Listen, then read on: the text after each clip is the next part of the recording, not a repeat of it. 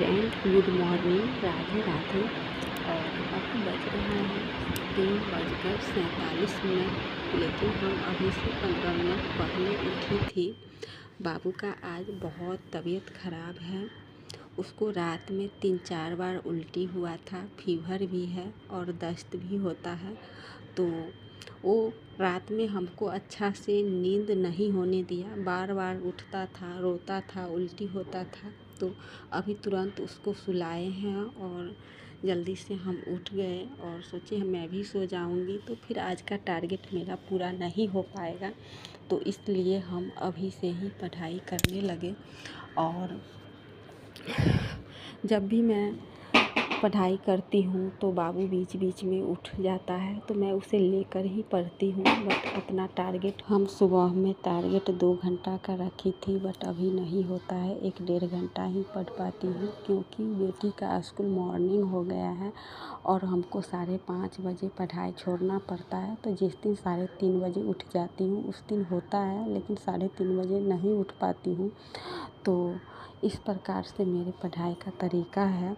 और जब भी मैं उठती हूँ तो मच्छरदानी के अंदर ही पढ़ती हूँ। इसका मेन कारण यह है कि यदि हम कुर्सी टेबल पर बैठ के पढ़ने के लिए चाहूँगी तो नहीं पढ़ पाऊँगी, क्योंकि बाबू बगल में मेरा सोया रहता है। तो उसे ये पता रहता है जो मम्मा यहीं पर है। वो तो सोया रहता है, लेकिन उसको हमसे इतना अटैचमेंट हो गया है कि मैं उस बेड पर रहती हूँ तो उसे सोए हुए में भी पता चलते रहता है जो मम्मा है बगल में। और यदि नहीं रहती हूँ तो तुरंत उठ जाता है, इसलिए मैं बेड पर ही पढ़ने लगती हूँ। और जहाँ भी मैं बैठी रहती हूँ पढ़ती हूँ तो वो अपना पैर मेरे में सटाया रहता है। और जो ही हम उठते हैं तो उसका पैर हट जाता है, तो वो सबसे पहले उसी कारण से जाग जाता है। और मेरे जीवन में इस प्रकार से बहुत चुनौतीपूर्ण मेरा जीवन है, बट मैं अपनी सपना को साकार करने के लिए बहुत कठिन परिश्रम करती हूँ। तो मेरा ये चैनल पर आने का मेरा मेन रीज़न यही है कि मैं लोगों को प्रेरणा दे सकूं, जो मैं इतना कठिन परिश्रम में भी पढ़ती हूँ। बच्चों हैं, कोई संभालने वाला नहीं है, घर की जिम्मेवारियाँ हैं पूरी मेरे ऊपर, फिर मैं उसके साथ भी पढ़ाई करती हूँ। और अभी मैं सुबह में टारगेट रखी थी साइंस में पढ़ने का। उसमें पोषण एवं स्वास्थ्य चैप्टर है। कार्बनिक पोषक तत्व 5 प्रकार के होते हैं, जैसे कार्बोहाइड्रेट हुआ, प्रोटीन हुआ, वसा हुआ, विटामिन हुआ, पानी हुआ। ये सभी को डिटेल में पढ़ी थी।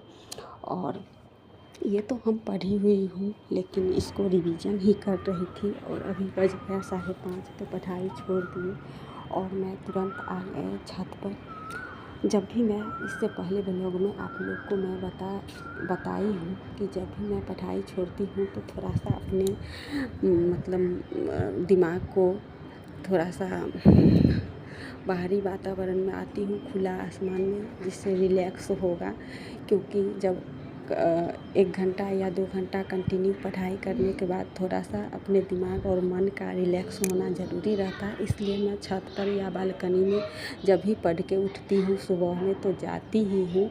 रोज़ का मेरा ये रूटीन है, छत पर या बालकनी में जाना। और छत पर घूमने आई हूँ तो मेरा ये गमला है जिसमें धनिया और इसमें पालक है, पुदीना है, मिर्ची है, उसके बाद धनिया है, सब मतलब लगा देती हूँ थोड़ा सा, जो भी होता है ऑर्गेनिक खाद से। जो भी किचन में सब्ज़ी वगैरह काटती हूँ और जो एक्स्ट्रा बचता है उसको उसी गमला में डाल देती हूँ, और जो भी है थोड़ा मोड़ा निकल जाता है तो मैं अपना एक्स्ट्रा गमला था उसमें लगा दी थी। और अभी आ गए किचन में तो बाबू का तबीयत ठीक नहीं है, तो मेरे कंधा पर लटका हुआ था, वैसे भी ठीक भी रहता है। तो ये मतलब हमसे पता नहीं इसको क्या है, अलग होने के लिए बिल्कुल भी नहीं चाहता है। इसको रहता है जो मैं कुछ भी नहीं करूँ, कोई काम नहीं करूँ, सिर्फ मम्मा हमको लेकर बैठी रहे रहे, तो इसको मतलब ये रहता है।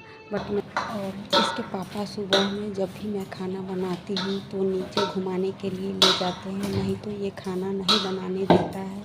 इसका मतलब बचपन से ही इसी प्रकार से किया, हमसे अलग रहना बिल्कुल भी नहीं चाहता है। और भी भुट्टा बनाए थे, तो भुट्टा भगवान जी को खिलाकर फिर हम खाऊंगी और खाने के बाद फिर आराम करूंगी।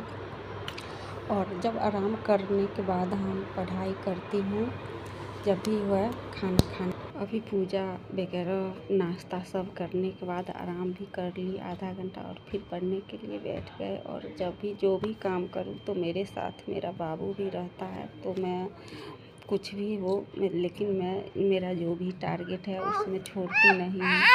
और मेरा बाबू मेरे पीछा मतलब पता नहीं इसको क्या है, जो भी कुछ करूँ मेरे साथ ही रहता है, मेरे इर्द गिर्द ही रहेगा, अलग हो ही नहीं सकता है। यदि कहीं अपने दोनों बहनों के साथ खेलता भी है तो देखते रहता है मम्मा है कि नहीं है।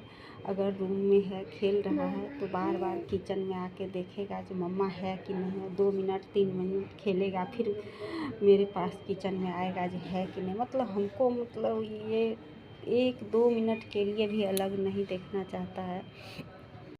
और जब भी पढ़ते रहती हूँ तो कॉपी लेके पेन लेके फेंक देता है, और खेलते भी रहता है। और हमको पढ़ाई करते देखता है तो बहुत रोने लगता है। तो इसीलिए शुरू से ही इसका यही आदत है, तो इसीलिए हमको आदत बन गया इसको लेकर ही पढ़ाई करने का। और इसको लेकर हम नोट भी बना लेती हूँ।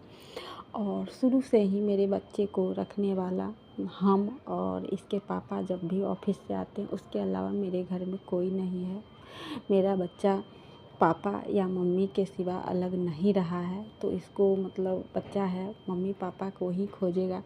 तो यही सब है। और मेरे ऊपर घर की पूरी जिम्मेवारियां हैं, यहाँ तक मैं छठ का व्रत भी खुद करती हूँ। एक हाउस वाइफ ही नहीं हूँ, जैसे आप लोग के परिवार में मम्मी दादी होगी, उस प्रकार से मेरे ऊपर घर की पूरी जिम्मेवारियाँ हैं।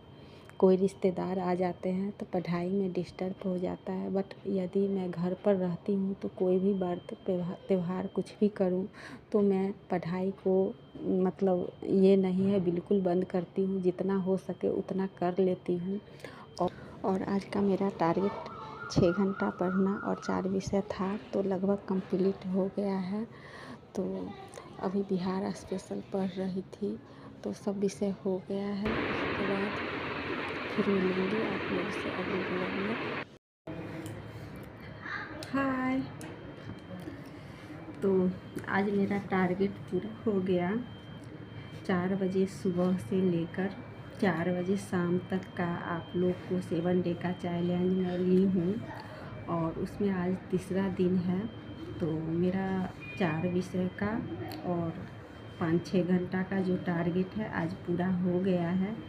और मेरे साथ मेरा बाबू देख सकते हैं, बाबू भी है। तो ये तो हमसे अलग बिल्कुल भी नहीं रहता है, जहाँ रहूँ वहीं पढ़ाई करूँ तो मेरे साथ पढ़ाई भी करता है, जो भी करती हूँ मेरे साथ ही रहता है। और उसके बाद आप लोग प्लीज़ मेरे चैनल को लाइक कीजिएगा, सब्सक्राइब कीजिएगा, कमेंट बॉक्स में जो भी क्वेश्चन रहे पूछिएगा, क्योंकि मैं एक हाउस वाइफ हूँ और बहुत मैं चुनौतीपूर्ण स्थिति में रहते हुए स्टडी करती हूँ। जिस स्थिति में रहते हुए मैं स्टडी कर लेती हूँ, उस स्थिति में लोग अपना मतलब घर की जिम्मेवारी ही नहीं निभा पाते हैं। मैं बहुत सारी अपने रिश्तेदार या अलग भी देखी हूँ, और मैं इतना मेहनत करती हूँ। और यूट्यूब पर मैं इसीलिए आई हूँ जो लोगों को मैं प्रेरणा दे सकूँ। लोग कहता है जो शादी के बाद पढ़ाई नहीं हो पाता है, कैसे पढ़ पाएगा, ये संभव नहीं है। तो उनके लिए मैं प्रेरणा दूंगी और ये बताऊंगी कि मैं इस तरह करती हूँ, इसलिए आई हूँ। तो प्लीज़ आप लोग मेरे चैनल को सब्सक्राइब किए बिना नहीं जाइएगा, प्लीज़ प्लीज़।